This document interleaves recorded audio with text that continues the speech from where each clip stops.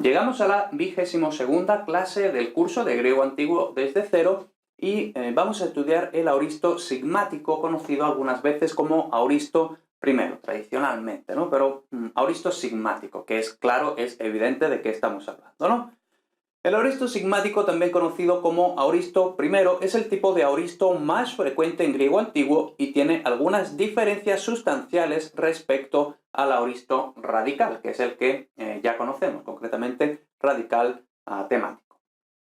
Entonces vemos lo que vamos a estudiar. Primero, la morfología del aoristo sigmático de indicativo. Insisto, todavía estamos en el indicativo. Muy pronto vamos a ver los participios de aoristo, muy pronto vamos a ver los infinitivos de aoristo, muy pronto, o quizá no tan pronto, ¿no? Pero también tenemos que estudiar el subjuntivo, el optativo, la pasiva, ¿no? Pues bueno, vemos que se juntan muchas cosas, lo que hace que la conjugación verbal griega sea muy compleja.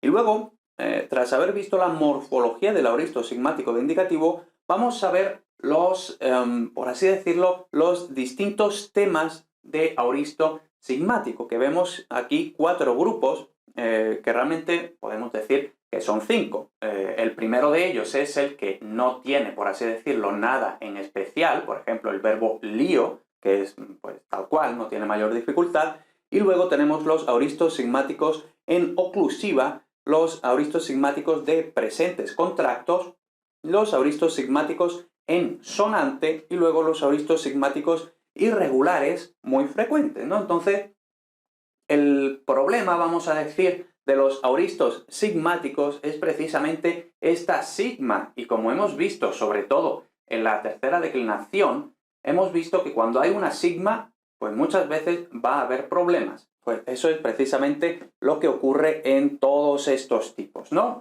Los tipos como lío, pues ahí no hay problema, simplemente pues hay una sigma y ya está. Pero luego en todos estos tipos vamos a ver que la sigma causa irregularidades, vamos a decir, o causa dificultades, ¿no? Causa cosas que no esperamos según el tipo general. Entonces vamos a ir viéndolo poquito a poco. Empezamos por la morfología del aoristo sigmático de indicativo.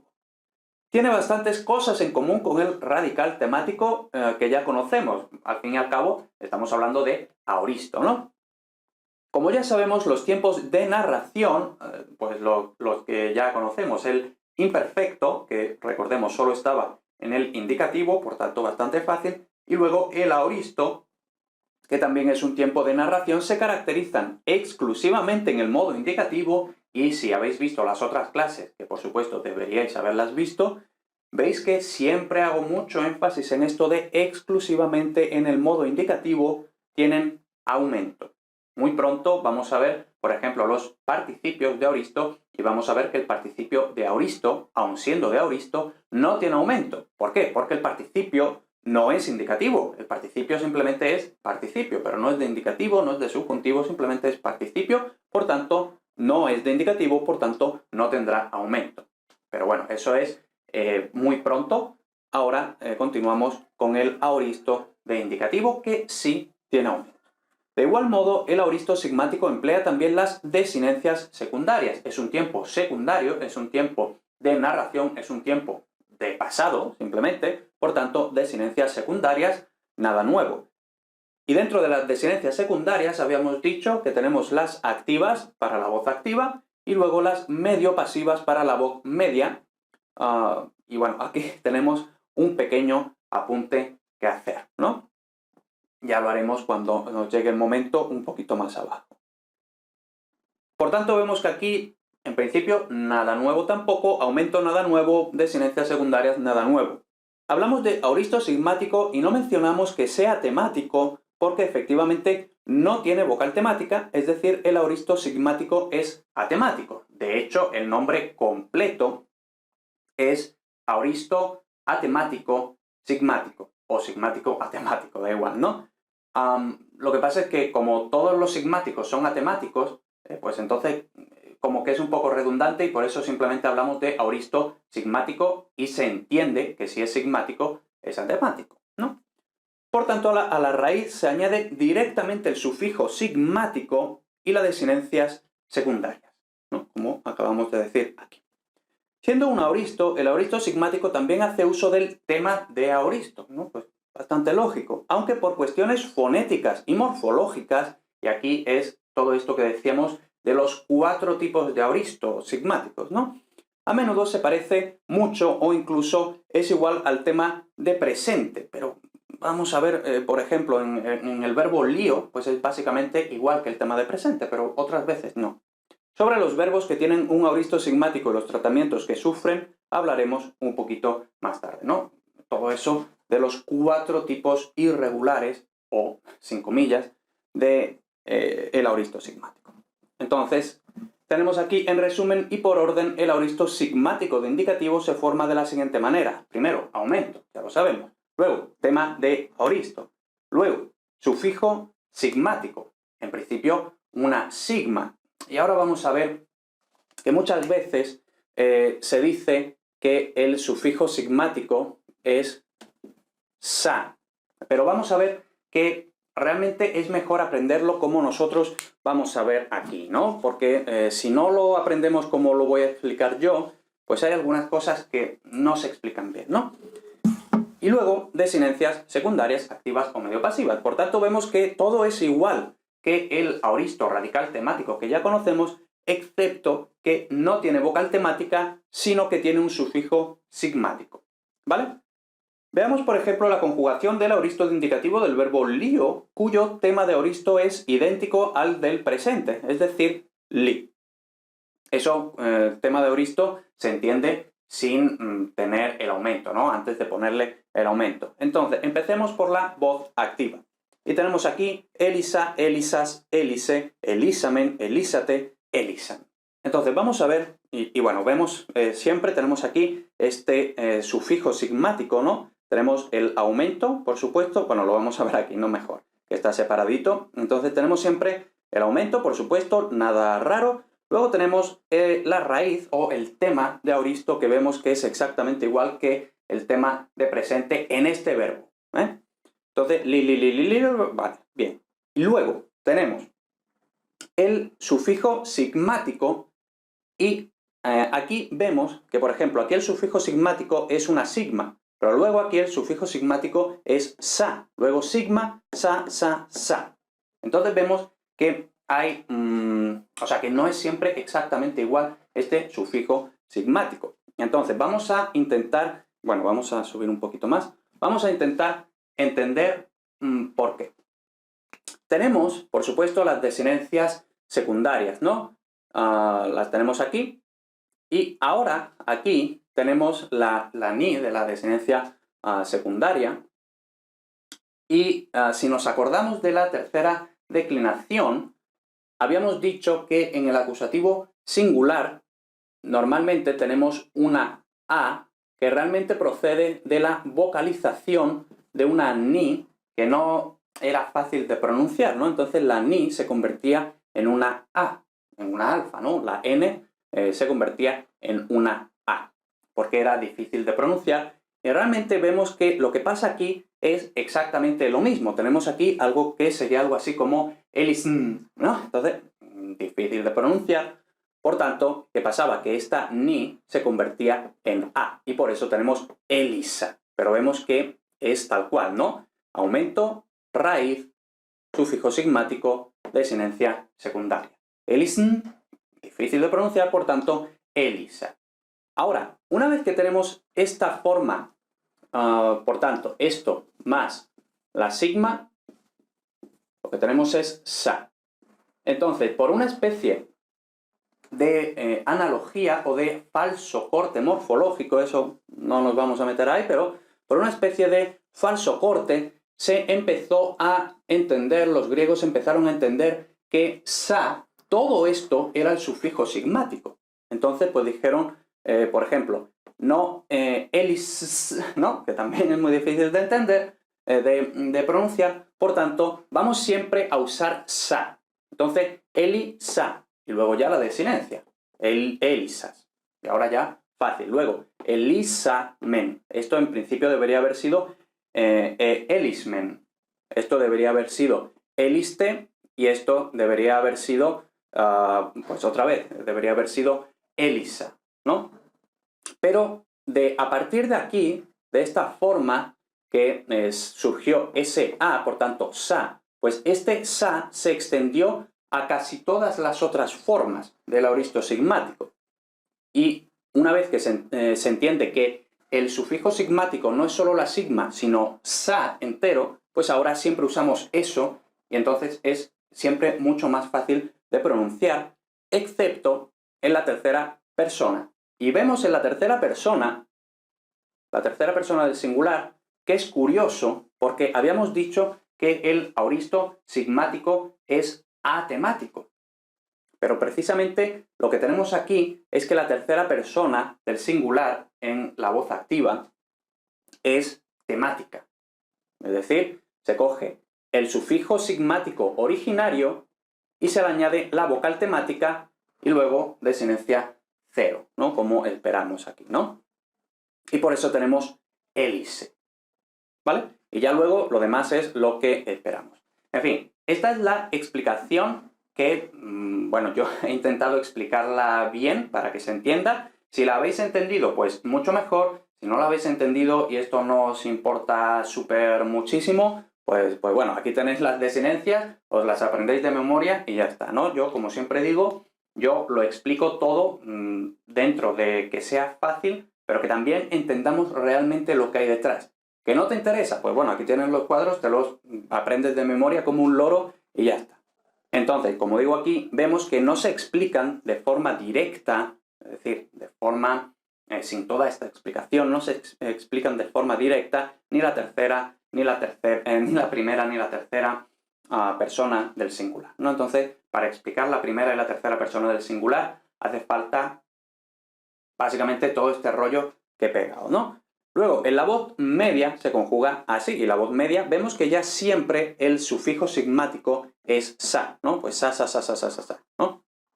Y ya pues no tiene mayor dificultad, simplemente tenemos pues lo mismo, el aumento, la raíz, el sufijo sa, y luego las desinencias secundarias medias, que lo único difícil, es decir, todas las personas son lo esperado, pues básicamente juntamos estas cuatro cosas y tal cual nos da la forma, excepto, otra vez, en la segunda persona, que tenemos el iso, por tanto vemos que no es fácil de reconocer así a simple vista, el iso.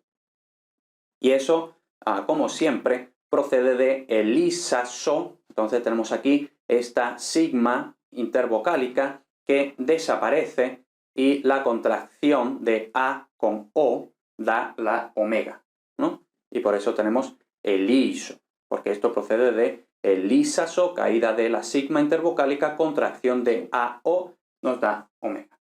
Pero las demás personas son lo esperable. Entonces hemos visto la conjugación general del aoristo sigmático, por ejemplo, con el verbo lío, no hay nada especial, es la conjugación regular, sin nada especial. Vamos ahora con los temas de aoristo sigmático, con estos cuatro tipos, vamos a decir, ¿no? El aoristo del verbo lío que acabamos de ver es regular en cuanto que no hay que tener en cuenta mayores consideraciones. Como cabe esperar, el aoristo sigmático también presenta varias cuestiones que hay que tener en consideración con diversos tipos de verbos, ¿no? Ya hemos dicho, las sigmas muy a menudo causan problemas de diversos tipos, entonces eso es lo que tenemos que tener en cuenta nosotros, ¿no? Entonces, aoristos sigmáticos en oclusiva. El contacto de la consonante oclusiva final de la raíz con la sigma del sufijo sigmático lleva a cambios gráficos, labiales y velares, y a caída de la oclusiva final en las dentales. Recordemos las oclusivas, las labiales, las dentales y las velares, a veces llamadas o mal llamadas o no tan bien llamadas guturales, ¿no? Todo esto ya lo conocemos de los temas en oclusiva de la tercera declinación, por tanto no me voy a detener en explicar todo eso porque ya se explicó aquí. Si no te acuerdas, pues clic aquí y te ves esa teoría. Entonces, insisto, tenemos labiales, velares, dentales. Así de un verbo acabado en oclusiva labial, recordemos la P, la B y la F, o la P, que se supone que es P, ¿no? La pi, la beta y la fi, tendremos un resultado psi. Entonces vemos que la psi, por supuesto, al fin y al cabo es una sola letra, pero que representa dos fonemas, dos sonidos, la P y la S. Entonces tenemos, por ejemplo, en pempo, esto es el tema este es el presente, este es el aoristo, ¿no? Entonces, de pempo, lógicamente le quitamos la desinencia y nos queda pemp, terminado en P. Entonces, P es una oclusiva labial. Entonces, entra en este grupo, por tanto, epempsa, pues P más S es psi. Pero vemos que esto es solo un cambio gráfico, ¿vale? Los sonidos son tal cual, ¿vale? Hemos de tener presente que el grupo pi-tau se considera labial, ¿vale? Entonces, cuidado con esto, porque claro, en principio un verbo que termina en pi-tau, si sabemos que la tau es una dental, pues deberíamos decir, bueno, pues el verbo acaba en dental, entonces debería entrar en el grupo de las dentales que está aquí y que actúa de forma diferente a este. Pero no. Entonces, ¿por qué? Porque procede de una raíz terminada en labial más sufijo yod en el tema de presente. De esto ya hablamos en los auristos radicales temáticos, así un poquillo de puntillas, no quería meterme yo todavía mucho en eso, pero ya empezamos a comentar todo eso, ¿no? Por ejemplo, creo que vimos el verbo, no, ballo, creo que era el verbo ballo, ¿no? Bueno, angello sería lo mismo, ¿no? Pero el verbo ballo habíamos dicho ballo y habíamos dicho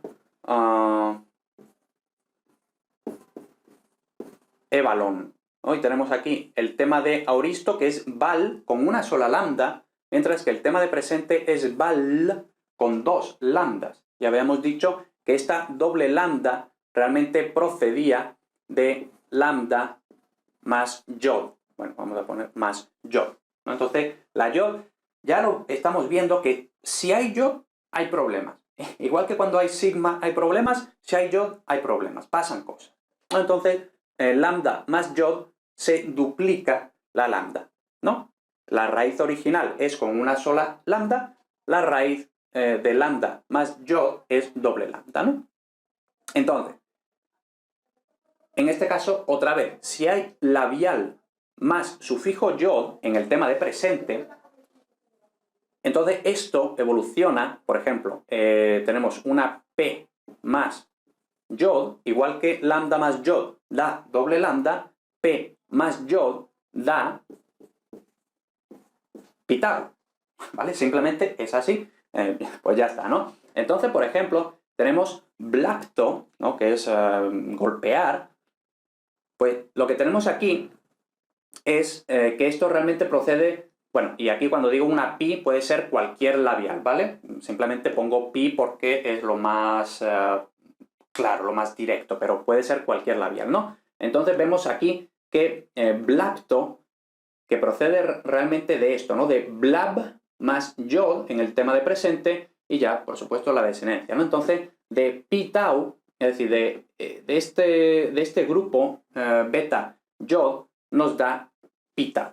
¿Y por qué sabemos que la raíz originaria es esta? Pues porque hay sustantivos que usan esta raíz, por ejemplo, bueno, una especie de golpe, de un golpe, un ataque, que es con esta raíz, ¿vale?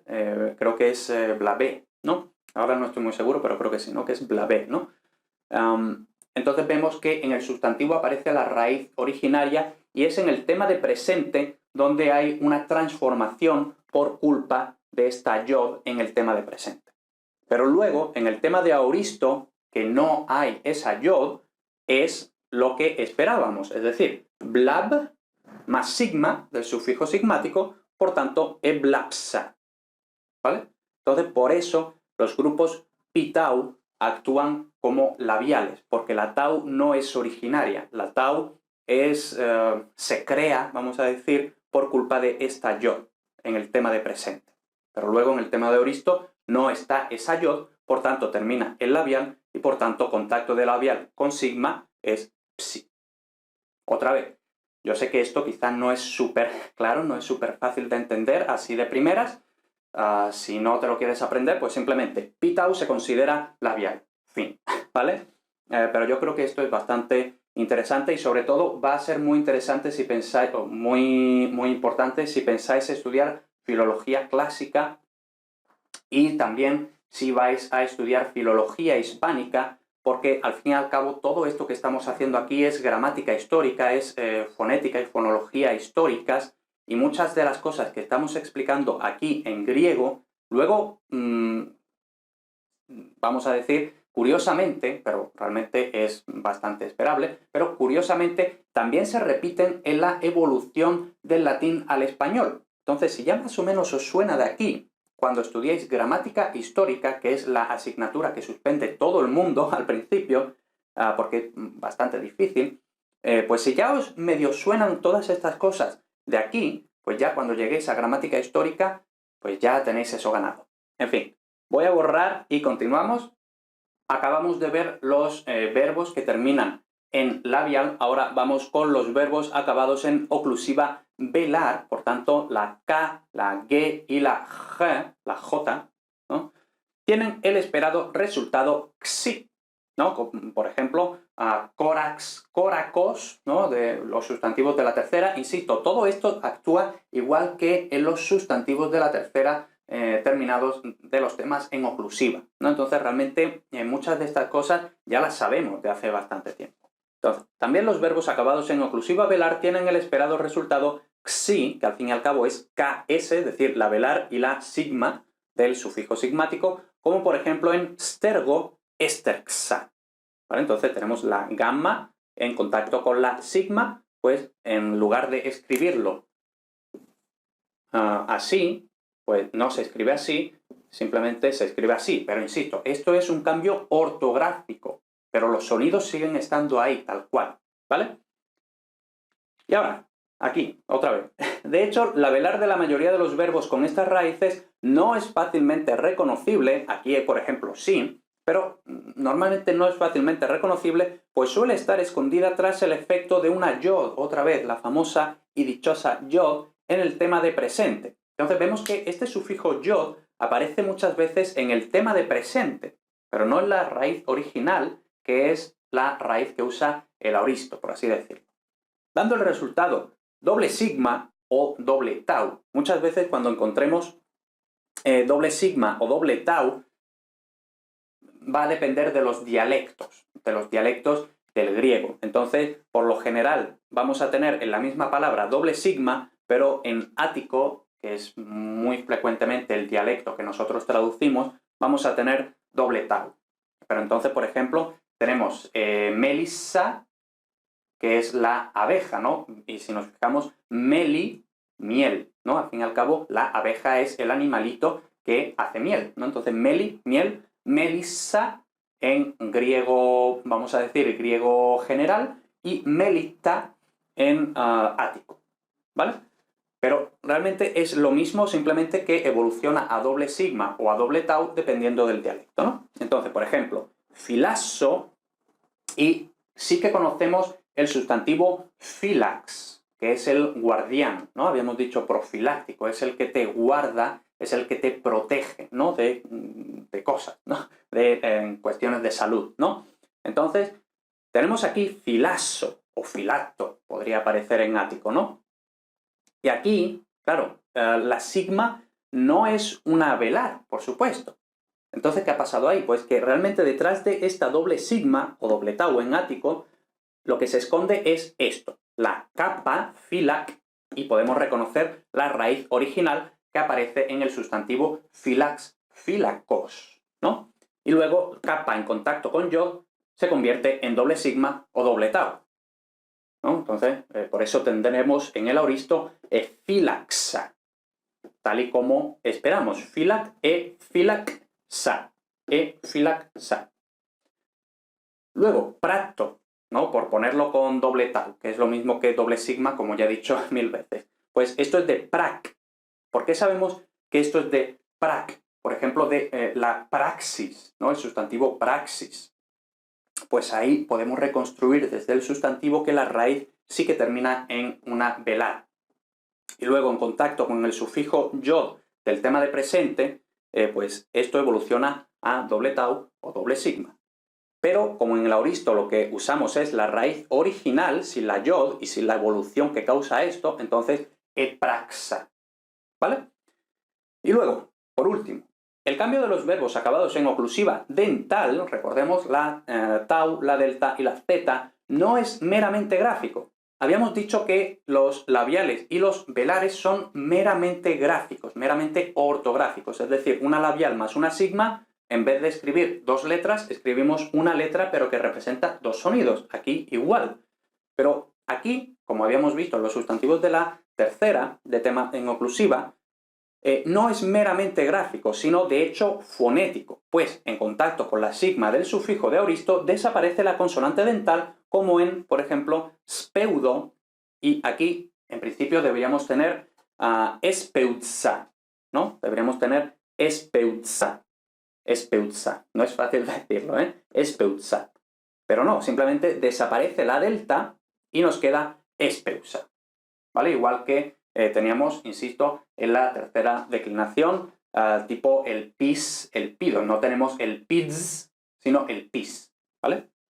También aquí tenemos oclusivas dentales que se esconden tras otras consonantes afectadas por yod, principalmente tras la z, ¿no? Entonces, por ejemplo, de paizo, que es bromear, puede ser jugar también, en griego moderno es principalmente jugar, ¿no? Es decir, lo prototípicamente que hace un niño es jugar, pues eso, ¿no?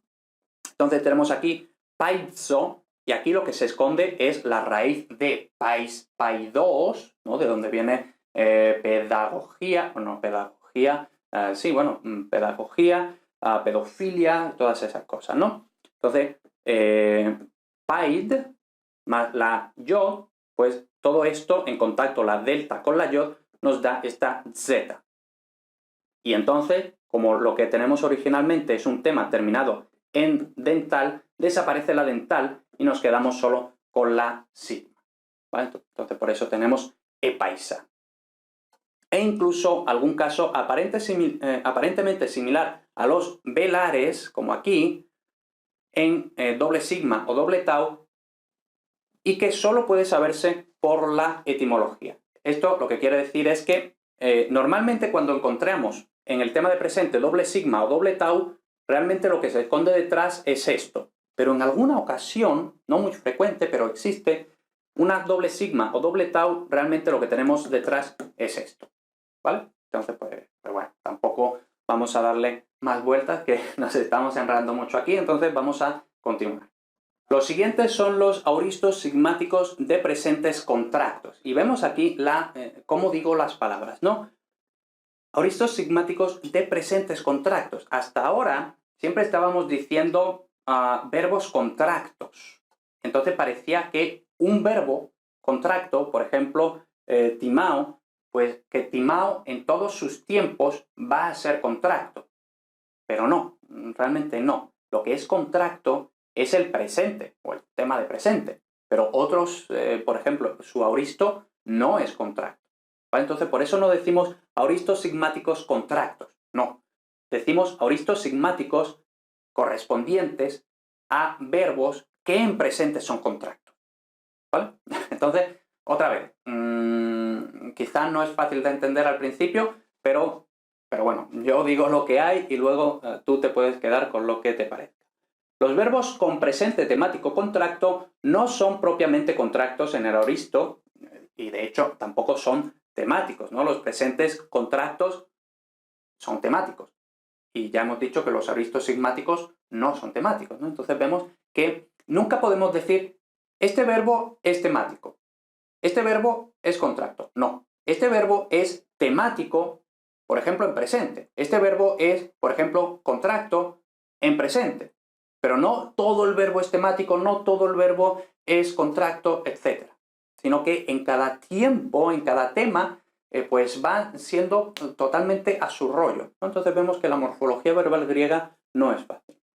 En fin, no me lío, pero sí que actúan de forma similar entre sí, es decir, todos estos verbos al fin y al cabo actúan igual, pues todos ellos alargan la vocal anterior al sufijo sigmático, ¿no? Entonces tenemos, por ejemplo, timao, poieo, teloo, que son los verbos que hemos estado usando siempre cuando explicábamos los presentes contractos, ¿no? Entonces tenemos aquí timá, pues simplemente añadimos aumento, aumento, aumento, y luego esta A, ya sabemos que la alfa cuando alarga, por ejemplo, para el aumento, la alfa alarga en eta, pues eso es lo que tenemos aquí. Luego la epsilon también alarga en eta, entonces tenemos poiesa, y luego sabemos que la omicron alarga en omega, entonces tenemos delosa con omega, ¿no? Entonces vemos que es bastante fácil, ¿no? No tiene mayor dificultad. Y luego también tenemos que tener en cuenta, y esto es casi todos los verbos que en presente son contractos, pues actúan así, ¿no? Simplemente alargan la vocal anterior a la sigma. Es decir, esto en principio habría sido etimasa, sin alargar, pero alarga, ¿no? La A alarga en eta. Pero luego hay algunas excepciones, entre ellas lo más importante es decir, que no alargan la vocal, como por ejemplo caleo, vemos que caleo realmente es igual que poieo, ¿no? Porque es eo, eo. Y en cambio es ecalesa con epsilon, no es con eta, sino con epsilon, ¿vale? Pues simplemente nos lo aprendemos y ya está. A este respecto, Mahomai actúa de forma similar, pues su auristo es magesamen, ¿no? Entonces vemos aquí que no alarga la eta, ¿vale? Y aquí además tiene esta, vamos a decir, irregularidad, porque no esperamos esta epsilon, ¿no? Porque aquí, por ejemplo, tenemos Mahomai, en cambio aquí tenemos una epsilon, ¿no? Pues en principio no nos lo esperamos. Pues bueno, pues es así, ¿no? Habríamos esperado quizá emajosamen, pero no, es emagesamen, ¿no? Con el acento en la A. Luego tenemos los auristos sigmáticos en sonante, y no sé si alguna vez hemos mencionado esta palabra, creo que sí, ¿no? Entonces, las sonantes, ¿qué son las sonantes? Pues las sonantes, las consonantes sonantes, son la lambda, la mi, la ni y la ro, es decir, las consonantes que hay en la palabra española limonero. Entonces, así nos lo aprendemos todos, y así te invito a que te lo aprendas tú. Limonero, esas son las sonantes. Es decir, líquida, L, R, lambda, ro, o en nasal, mi, ni, ¿vale? Pero es más fácil simplemente limonero, ¿vale? Más que líquida, nasal, no, limonero. Por cuestiones fonéticas, en estos verbos desaparece la sigma del sufijo sigmático, por tanto vemos que tenemos un sufijo sigmático, pero sin sigma. Por tanto, la dificultad aquí es que no es directamente reconocible, ¿no? Y además, alargan compensatoriamente la vocal anterior, pero no como esperábamos aquí, por ejemplo, que alfa alarga en eta, epsilon alarga en eta, o omicron alarga en omega, sino que el alargamiento es diferente, ¿no? Entonces, tenemos, por ejemplo, de angelo, y vemos otra vez, ¿no? Todo esto del sufijo yod, en este verbo concreto, ¿vale? Tenemos angel, luego el sufijo yod, por eso en el tema de presente tenemos doble lambda, pero la raíz original es con una sola lambda, igual que estábamos explicando en ballo, balón, ¿no? Entonces tenemos engeila, por supuesto, el aumento, ¿no? El aumento, pues, como siempre. Y luego, esto procede de engelsa. Entonces, tenemos aquí el contacto de la lambda, ¿no? Limonero, con la sigma del sufijo. Entonces, esto no puede ser en griego, por tanto, desaparece la lambda y para compensar se habla de alargamiento compensatorio. Un alargamiento compensatorio es cuando se pierde un sonido y, por tanto, otro sonido que permanece se alarga, ¿no? Como para compensar, ¿no? Entonces, alargamiento compensatorio de esta E, que no alarga en eta, sino que alarga en E, ¿vale? Entonces, de engelsa, que es lo que habríamos esperado, tenemos engeila, sin la sigma. Luego de nemo, aquí no tenemos sufijo yod ni nada de eso, tenemos, en principio, lo que esperamos es enemsa, pero otra vez, la M con la S no puede ser, por tanto desaparece la S y alarga compensatoriamente la E. Entonces, por eso tenemos eneima. Luego de meno, tenemos, pues básicamente vemos que la raíz es casi igual, ¿no? Lo que tenemos, en principio, lo que esperamos es emensa, eso no puede ser, por tanto se pierde la sigma y nos queda emeina. Y luego también con la ro. Y aquí vemos que es curioso porque en la tercera declinación habíamos dicho que este grupo sí se permite en griego, ¿no? Y creo que habíamos usado el sustantivo rhetor, ¿no? Y habíamos dicho rhetor sí. Y habíamos dicho, eso vale, eso funciona. En cambio, en los aoristos sigmáticos no funciona, ¿vale? Entonces, pues también, al fin y al cabo tenemos limonero. Pues siempre, limonero, se pierde la sigma y alarga compensatoriamente la vocal anterior, que como es una épsilon, pues alarga en e. Y por eso tenemos espeira, ¿vale? Como vemos, algunos verbos tienen un presente sufijado en yod que causa en el tema de presente tratamientos fonéticos respecto a la raíz original. De esto ya hemos hablado mucho un poquito más arriba, pero otra vez, ¿no? Por ejemplo, de spedio, es decir, esto sería en principio spedio, lo que tenemos es aquí, ¿no? Spergio, pues eso lo que nos da es speiro. Y ahora, ¿por qué sabemos que esto es realmente así? Pues porque la raíz original aparece, por ejemplo, en sperma. Sperma literalmente es la semilla, esto es sembrar, es decir, tirar semillas, y esto, sperma, es semillas, ¿no? De ahí viene, pues, lógicamente, el esperma en español es la semilla del hombre, ¿no? Pues eso. Y ya para terminar, que la clase, como siempre, se ha hecho más larga de lo que yo esperaba, tenemos los aoristos sigmáticos irregulares muy frecuentes, ¿no? Y aquí no sé si sobra incluso la cursiva. Yo creo que, de hecho, sí que sobra la cursiva, ¿no? Pero no importa.